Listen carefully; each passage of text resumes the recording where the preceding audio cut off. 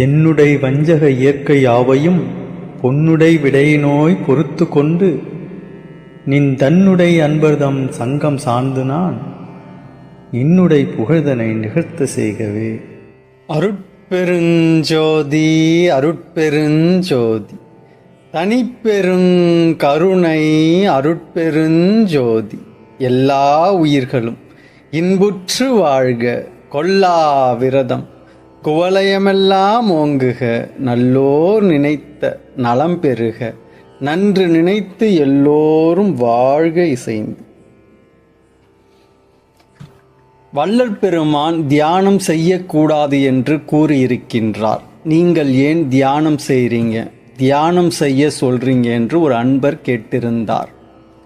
மற்றொரு அன்பர் வள்ளல் பெருமான் ஜீவகாருண்யம் மட்டும்தான் செய்ய சொல்லி இருக்கின்றார், தியானம் போன்றவற்றையெல்லாம் செய்வதால் ஒரு பிரயோஜனமும் இல்லை என்று சொல்லி இருக்கின்றார் என்று சொல்கிறார்களே, அது சரியா என்று கேட்டிருந்தார். மேலும் பலருக்கும் இந்த கேள்வி இருக்கலாம். அதனால் இந்த பதிவில் வள்ளல் பெருமான் தியானத்தை பற்றி உண்மையில் என்னதான் சொல்லி இருக்கின்றார் என்று அவர் சொன்ன அனைத்து விடயங்களையும் விளக்கமாக காண்போம். இந்த பதிவினை முழுமையாக பார்ப்பவர்களுக்கு மட்டும் தியானம் பற்றிய பல நாள் குழப்பத்திற்கு நல்ல தீர்வு கிடைக்கும். வள்ளல் பெருமான் தியானம் செய்யக்கூடாது என்று கூறியிருக்கின்றாரா என்று வள்ளல் பெருமான் எழுதிய திருவருட்பா 6 திருமுறைகள், விண்ணப்பங்கள், அவர் அன்பர்களுக்கு எழுதிய கடிதங்கள், ஜீவகாருண்ய ஒழுக்கம், உபதேச குறிப்புகள், பேருபதேசம் போன்ற எந்த பகுதியை புரட்டி பார்த்தாலும் இருக்காது. ஏனென்றால் வள்ளல் பெருமான் எந்த ஒரு இடத்திலும் தியானம் செய்யக்கூடாது என்று கூறியதில்லை. ஆனால் தியானம் செய்ய வேண்டியதின் அவசியத்தை பல இடத்திலும் வலியுறுத்தி கூறியுள்ளார்.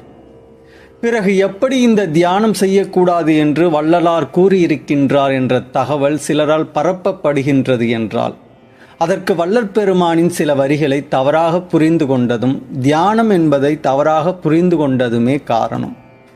தியானம் என்றால் என்ன, வள்ளல் பெருமான் சொன்ன அந்த வரிகள் என்ன தவறாக புரிந்து கொள்ளப்பட்டது, வள்ளல் பெருமான் தியானத்தை பற்றி என்னதான் சொல்கிறார் என்று விரிவாக காண்போம்.